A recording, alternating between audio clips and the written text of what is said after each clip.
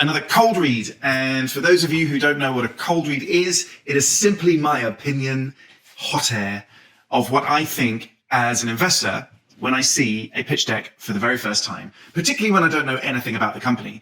The reason this is helpful, usually helpful, of course, is that a lot of the times when you send a pitch deck out, you never hear back from an investor, or you'll hear too early or not a fit. But what does that mean? Well, normally it means that there's a lack of confidence in something in your deck. And so by saying everything out loud to a pitch deck, it's hopefully going to help the founders of this company, as well as many others, see how and where investors get their confidence from. And then it's from these pitch decks that they then get the meetings where you can then go in more detail and, do the selling, whatever. This is all my hot air. It's worth nothing more than my opinion is worth to anyone, which is nothing, but hopefully it's helpful. So here we go. Digi, do it, get it. Tells me nothing. I'm gonna have a look at number of slides. Oh, 25. Oh. What that means is I'm going to do something called a flick test, which basically means I'm going to go through it very quickly, and I'm going to look at the headlines to see which slides I want to go back to. And importantly, I want to be able to read the story of the deck just from the things which pop out. If it takes me more than 2 minutes to get a sense of what this deck is about, I'm going to put it down. Because in theory, if I was doing this for real, I'd have 10, 20 other decks to review. If I were a VC or an analyst at a VC, I'd probably have 100 decks to review. So you got to capture the attention. And anytime I see, more than 10 slides, I'm like, flick test. It's just what it is. And of course, I'm probably going to miss some good deals, but I don't have a shortage of good deals. Investor presentation. Okay, here we go. Flick test. What is Digi? Is the app. It's been designed for teenagers who get distracted by the mobile phone. Good luck with that. I'm not reading that. Students are...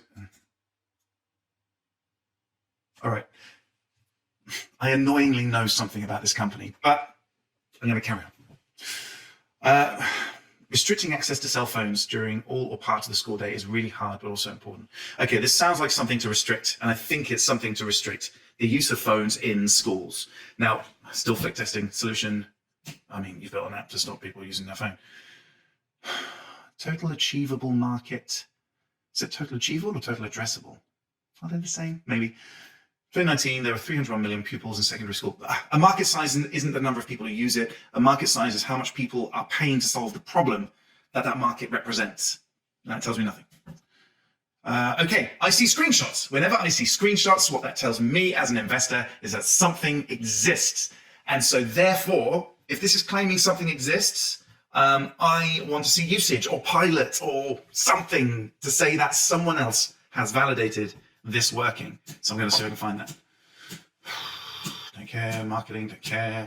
Oh, testimonials, here we go. It's just so many words. If I wanted a business plan, I'd ask for a business plan. I'm after a deck to see if I want to meet you and learn about your company.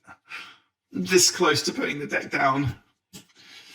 But I like the problem. I think I like the problem. I've got kids, and the idea of them when they're in their teenage years looking at their phone and not learning from their teacher or their peers bothers me. So I can't. It is the company I thought. I can't. Oh, I've got to stay true to how I do cold reads and what I would actually do in real life. I'm so sorry. I would put this deck down.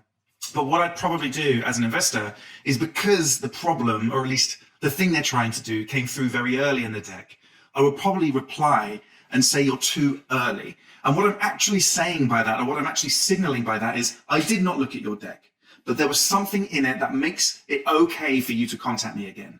That's what too early often actually means. And that's what I get from this deck. So no, I'm not going to read it. I'm not interested in reading a business plan until I'm more invested in the project. This deck is just not good. Oh, I'm so sorry. Andrew, I know you. We've met a couple of times. Sorry, not a good deck. Bye.